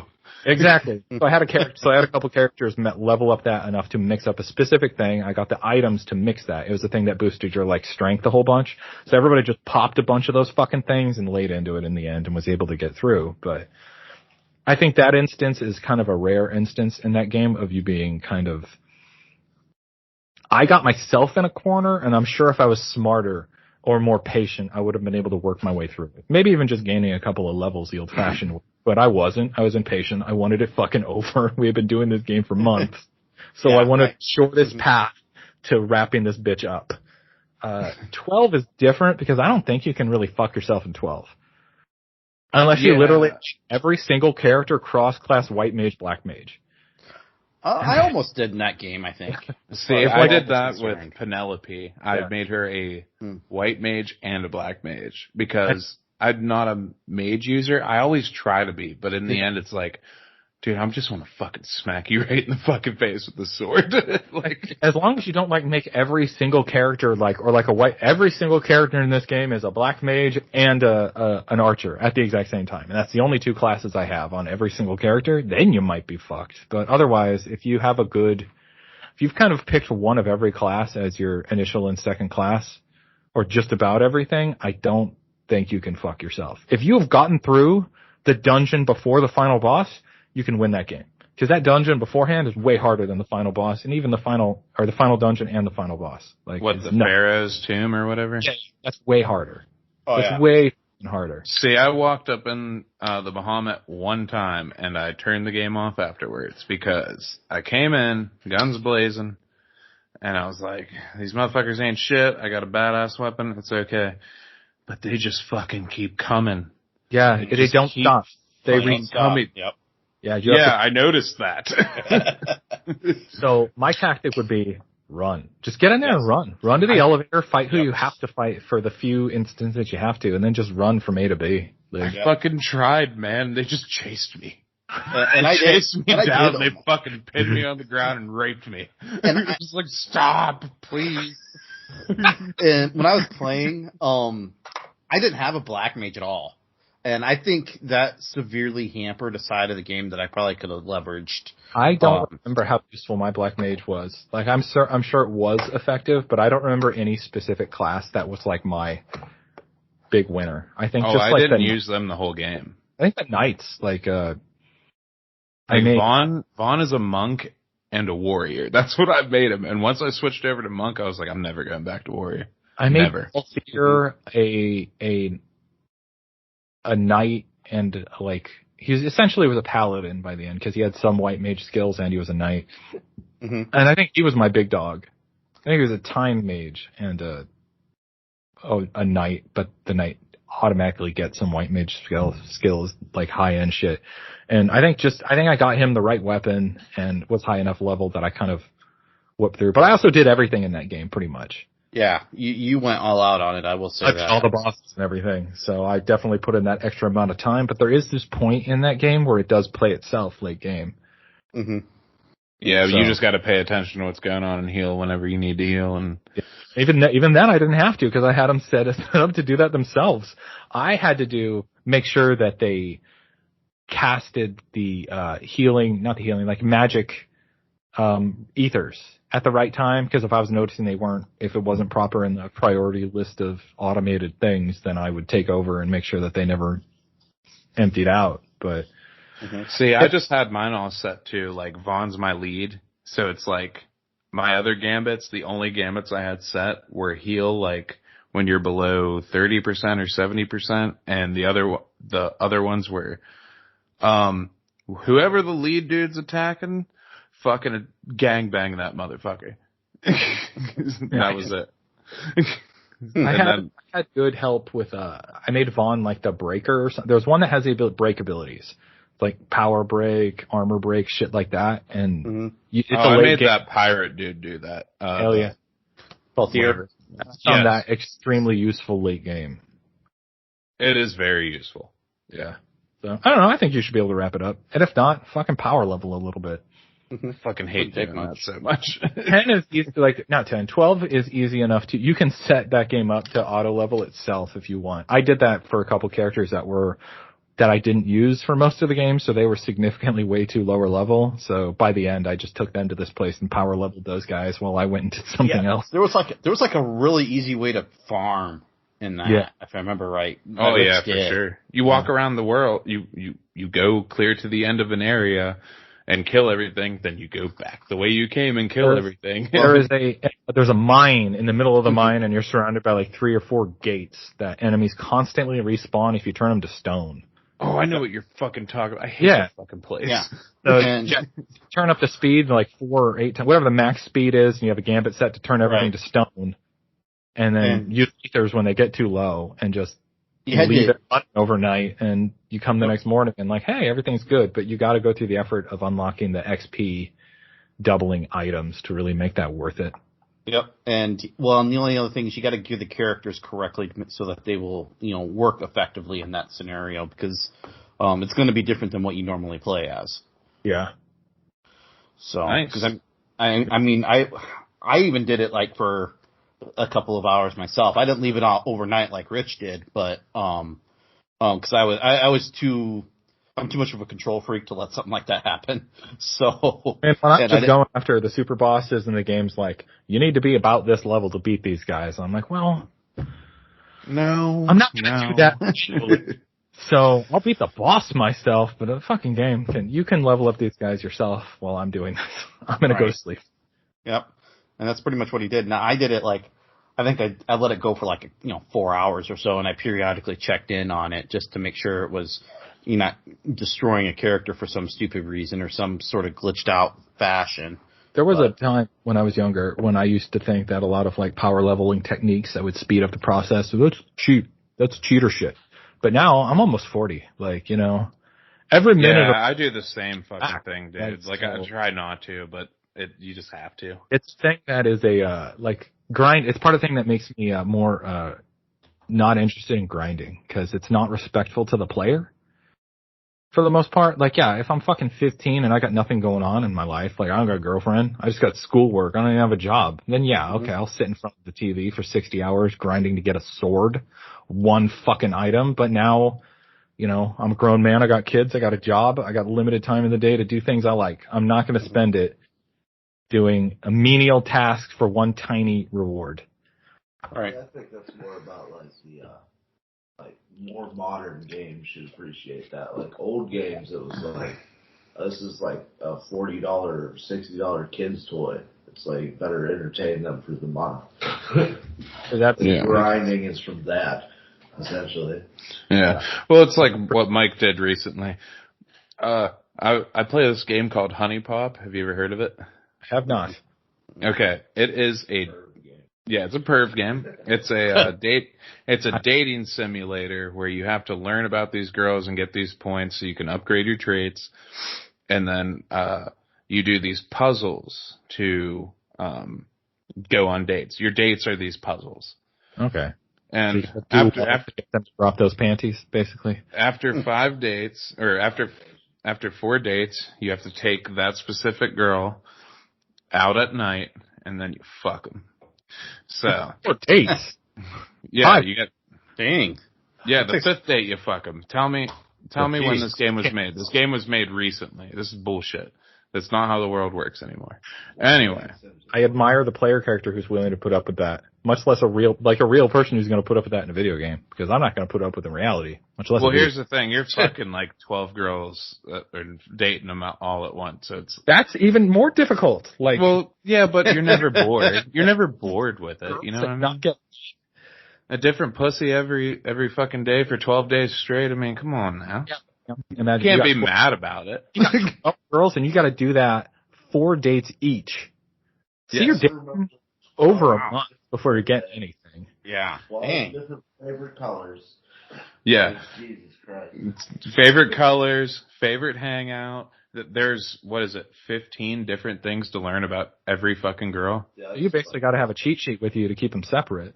Oh, there's Yeah, a cheat so sheet in the who's game, up but there's a cheat sheet in the game, but you can't use it when they ask you a question. So, What kind of horse shit is that? Don't be a cheater thing. That's the yeah, point of having yeah, a it says cheat. if you hit it while they ask you a question and then go into the thing to try and slip through and cheat it, it goes, "Nice try, cheater." Oh wow, it even calls you out. Yeah, exactly. Jeez. So I mean, that's why they'll have like fucking smartphones. I don't need your cheat sheet in game, motherfucker. I'm smarter than you. I only got it on my phone. This is even on time, so yeah, I'm gonna do that shit. yeah, and every fucking date with every girl, doesn't matter between the girl, because you switch to a different girl every date. So, so the point system gets harder and higher to reach. I've been playing this game casual for like 2 months, just super casual, like not playing it every day. And I'm like, "Mike, this game's awesome." And he ragged me for it at first, and then he buys it when it comes on sale for $3 and almost beats it within a night. Jeez. Legend. Wow. I got, dating sims are cool games, so that's a cool thing to do. I got nothing against that. It's like, bro, you didn't have anything to do for a night? I'm gonna beat a whole fucking game. Watch me. It's fun to get you a hard time, but I got in every Persona game, I date every available girl, and it's not like you get any ass in those. So I'm doing the same thing with less reward.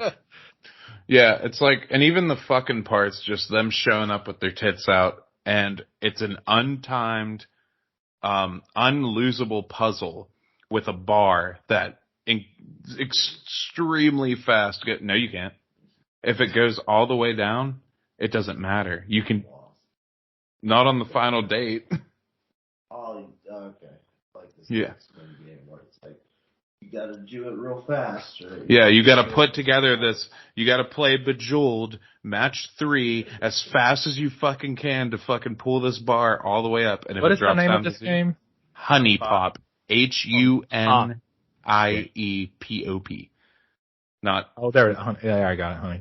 Because I'm just Googling it. I just want to see. Yeah, I figured. Oh, I'm curious. I'm going to see what your anime girls, because I know it's going to be an anime game. Dude, exactly. Yeah. Okay. Because that's obviously an anime game, so. Listen, don't fuck around on my girl Tiffany. Which one's Tiffany? She's going to a university. She's going to be a smart lawyer. She has a smoker porn star fucking mom that you also date. Yeah, their age difference I mean, is they're all kind of just like J-pop girls. So I guess there's one who's like Middle Eastern looking. That's There's the a nerdy worst girl. fucking girl. She's a conservative.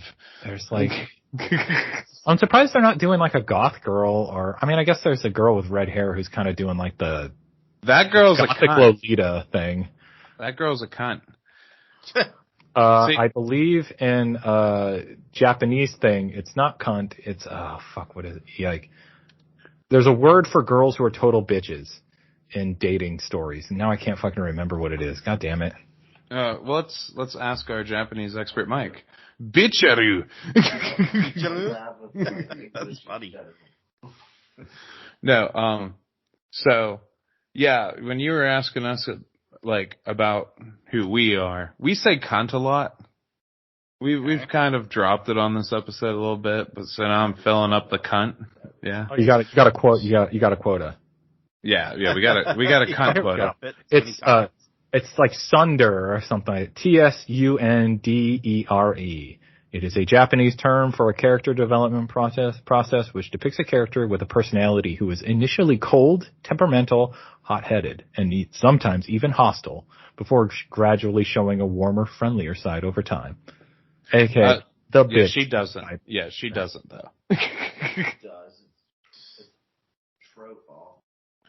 And you give gifts to them to unlock hairstyles, different dresses, whatever.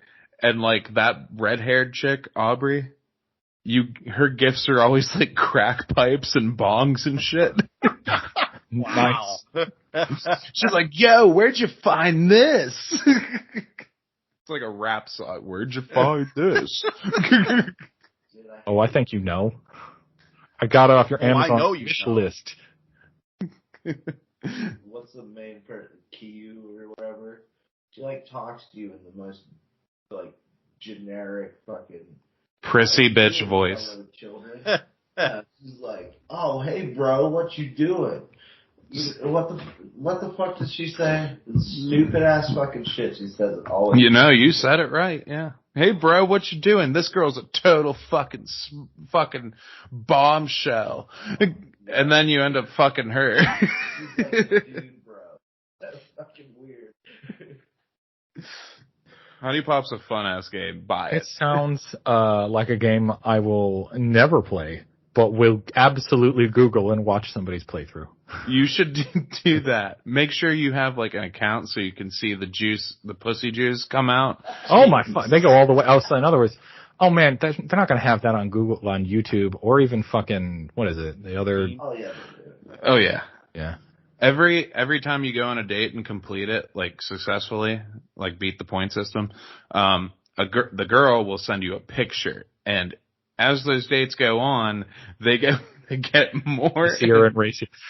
I'm just trying. Yeah. I don't think there's anywhere that's going to stream that uncensored. So I'm like, fuck, that's almost like you'd have to buy, and I'm not going to. Just not like don't like the. Mods and DOA games, live games. You can fucking straight see them on YouTube. I think they go good with Well, they have like the teacher girl, like her second or third picture. It's the picture is like pointing straight up. She's looking down. It's underneath her panties, and she's putting both her fucking two fingers inside there, and there's just juices leaking out from her fucking panties. Crazy. Legendary. Exactly. It's fucking hilarious. I'm scrolling through images of the game now. So just type in honey pot porn. Just do that.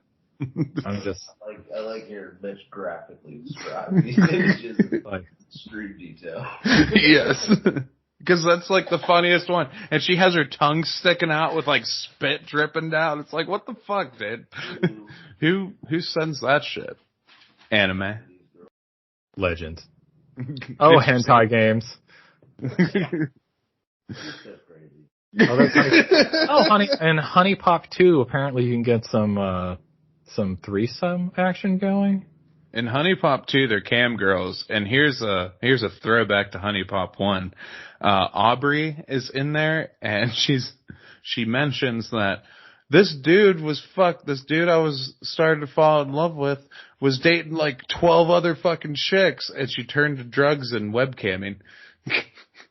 Wow. Yeah, man, it's crazy. Line them up and fuck them. Let's go.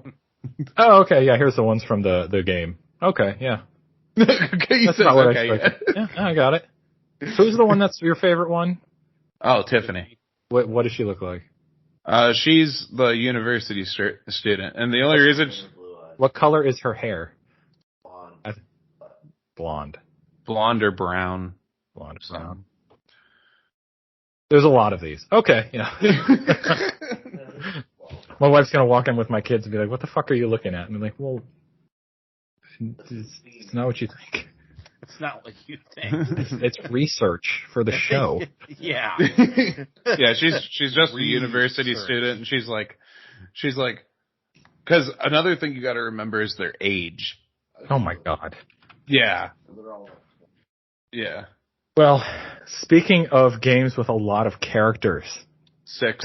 thankfully you don't need to remember all of those details. Final Fantasy VI. My boy. If you had to date a character from Final Fantasy VI, who would you date? Oh, come on now. We all know we would pick Shadow. That's me. I can't date myself. So dog meat. Okay. Interceptor the dog. Interceptor, I'm sorry. Yeah. The correct answer is Mog. That too. The Yeti. I want Go-Go. Give me Go-Go. Give me that That action. one's mystery. You don't even know what's there. It could be anything. Anybody. Could be anything. Yeah. Oh no, man. Sabin's rat tail kind of like, yeah. You know what I'm saying? One thing you can say about Sabin is he's in shape. The rest of them, who knows what they're going to be in 2 years when they're not fighting all day. Like, he's all dirty from training in the mountains and shit. Oh, fucker probably doesn't shower. Give me that filth. Protein all day. His piccolo pants. Get the fuck out of here. Piccolo pants. Wow. That's going in the show notes. Piccolo pants. Final Fantasy VI is a game that has that reputation of being the fan favorite, the one that most people think is the best game in the entire series. And it's the one that, like, I don't agree, but I can understand why. Oh, we know why you don't agree. I know. I'm a fucking fanboy of something else, but it's very good. It's extremely good. Yes, I would agree. Well, yes. I'm a part of a Final Fantasy VII fan page on Facebook, and some dude fucking just went on there one day and was like, Final Fantasy VI is better. And I was like, oh, fuck. Shit. Oh, here we go. And it fucking popped off like fucking Bloods and Crips, man. Left. That is kind of the fight, right? In the fandom, it's 6 or 7. That's kind of where it comes down to as far as numbers. Yeah, definitely. And 6 is really fucking good. So I mean, if that is someone's favorite, then they win because there is something for everyone in that game. It is probably the first game in the series, I think, that really touches on like a lot of different vibes and like genres. There's a little bit of classic medieval fantasy. There's some like not necessarily modern times shit, but there's more like steampunky shit. There's touches of sci-fi. There's comic booky interdimensional bullshit. There's shit for the furries. There's a little bit of horror, a little bit. Like, you got a ninja, a couple knights, a samurai, a magical girl, like a couple animals. Crazy dude. Yeah, like you gotta have a white-haired dude. So there's a white-haired dude who plays cards like Gambit. Like, you're fucking covered. Yeah. I pretty much think anyone who likes fantasy tropes can find a favorite character in Final Fantasy VI. Like, I think it'd be all the random shit that happens in that game too. It is all over the map. Yeah, it's a hell of an adventure that's always changing. So I'm gonna go piss. Let Mike take over. Mike, the man. You guys ever play Suikoden? I have not, but it's always been on the list. Very fun game. Playing what? Suikoden. It's a JRPG series that's best known for having massive casts of playable characters. There's 108 and 2. Sure. 108 stars or something. You have like was it like a battleground type thing? I don't know. I never played Tactics, but I'm pretty sure it's like that. How it has like a grid system. And you have all your characters in your army and everything. Yeah. Interesting. It changes it up a lot. instead of just being straightforward JRPG. Gotcha. So what are we? Are we going to 7? Yeah, I think we can probably move on to 7 if we think that he has said everything that. If Mitch has anything he wants to add. Right. Mitch is. Yeah, he's probably pouring it in that toilet, Just breaking it up. it. Yeah, it's bucket. Bad. Terrible. So, what is it? Did you guys like 7 or the remake better? We have played the original for the show twice. Yeah, and you fucking lied to me about that. You're like, oh, the next episode's going to be of a tactical nature. Mitch is back, by the way. It was. We did. Yeah. Then we got to tactics. We're doing tactics now. Don't you ever fucking lie to me again? You fucking The next game. The next game. Today, Rich and Jake were talking about this and told me it was going to be tactics. Guess what? No. Make up for those episodes that they think are quote unquote bad at the beginning. I think they're a difficult listen, and I'm glad that we replayed them. And any excuse to replay Final Fantasy VII, I'm gonna take. That's my. I don't blame you. That's my 7. You guys played that when you were younger, then, right? I played Final Fantasy VII when I was in high school. It was the game it was not the first Final Fantasy game that I played, but it is the one that got me interested in JRPGs. Yeah, and I didn't play it until college, so. I tried to play the original recently, and it just seemed like very, very ugly. It's like most of those games from that era, that early PlayStation era. It doesn't. 3D. Yeah. You have to think of the PlayStation as the equivalent in the 3D era as the Atari or earlier game system was.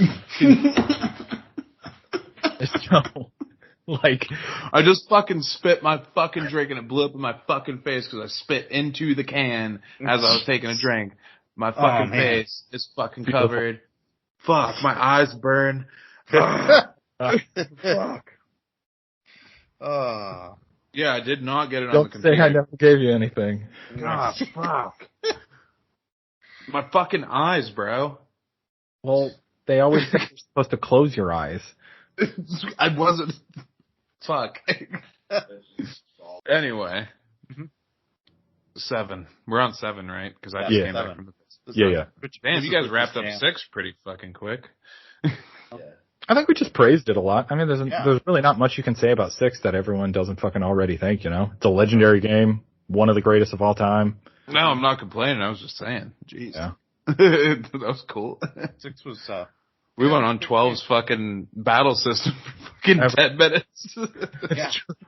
But if there's one thing that's a damn Chocobo trait, is you never know what we're going to spend too much time on and what we're going to run through very fast. Yeah. As far as the remake versus the original, I mean, which one do I like better? I don't think it's a fair comparison. It is not. It's not. Yeah, 2 very different games. Yeah. Hard place question. Yeah. No, it's not a fair comparison. I don't even really consider them truly a remake to a certain extent because they're so different. Mm-hmm. Yeah, So, it's like, a different storytelling. Yeah, I mean, like you hit the end of the remake and it's to me, that didn't happen. it's like a sequel more than anything. Well, the other side of the coin is that, I mean, technically speaking, in its entirety, the remake isn't finished yet. That's true. Yeah. Even as a like I could live with the first volume of the remake as its own standalone thing because I feel like it ends like in kind of this open status where it's like, and anything can happen now. And it's sort of this position where whatever happened in the original game doesn't necessarily happen now. So if they wanted to, and I'm glad they didn't, but if they wanted to, they could have left it to the player's imagination there. Kind of like how the original Final Fantasy VII leaves the ending to the player's imagination because you don't know how things wrap up in the original one. After the big fight and that big ending cinematic when the meteor's coming down to fuck everything up and then it's just like credits. Okay, well. Did you see the movie? Advent Children? Yeah. Yeah, isn't that how it's supposed to wrap up? I mean, years Maybe. later they did the movie and then said that, so that's Oh, okay. And not everybody's watched that movie either, so. yeah, That is true. that came out like 5 or 6 years after the game. So I just always thought that was like the wrap Is it? up. I thought it was longer than that. I mean, it felt like it because we were children. So Maybe, yeah. What do you guys think? You think Aerith's gonna live this time or no?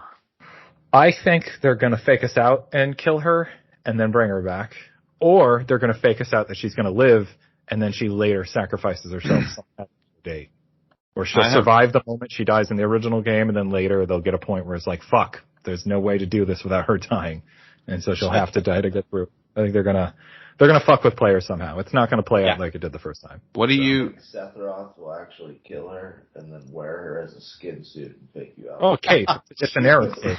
I'll take that. They are the same height. They could do this. What do you guys think of Bianca White? I know that name. Okay, that is the voice actor for Aerith. Oh, yeah. I've seen her on Twitter a few Have you times. seen her in the red dress? The actress doing the red dress? Yeah. I saw that. Yeah. Yeah. She looked good. Yeah. I mean, Yeah, she looked good is a very big understatement. So. Yeah. Trying to be tasteful. I play Honey Pop. Yeah. Bianca, if you're listening to this, Shit. fuck yeah. It very much looks like the character is, at least they adjusted the model to look similar to her to some aspect. Exactly. That's what I was. Yeah, that's fucking crazy, isn't it? Yeah. Isn't it? We're British now. One last note: if you have a waifu in the Final Fantasy game series, who is your favorite lady? Celeste. Celeste? It's always been Celeste. Mitch, who's your favorite lady in the Final Fantasy series? I'm starting to think it's either Aerith or Cindy from 15 with them titties. Cindy, yeah, I'll give you Cindy's right up there, but Fuck. Good choice. Yeah. I would have to go with Ida. Okay. Ooh. That's on. Yeah. That's a good one. That's a fucking sneak peek. That's a sniper shot. I will. We didn't get to talk about 13. We don't need to talk about that game. If you guys want us don't to talk come about back, that game. we could absolutely talk about those later games again. Yeah. You just want to do a two-parter and do it like next weekend or something? We could come back another time. I don't know if next weekend's going to work, but we can absolutely come back again. Yeah. To hit up those other games. My waifu, before I leave and forget, it would have to be, I don't know, all of them. I can't pick. I'm lying. It's Tifa. It's absolutely Tifa. Yeah. I don't know, we can go Tifa. Big titties again. I like somebody who could beat me up, so. Nice. This has been the Damn Chocobo Tattered Couch Podcast collaboration episode. It's been a good time. Enjoyed it. Thanks for inviting us on, man. Yeah. No problem, Fuck dude. off. This is our pleasure.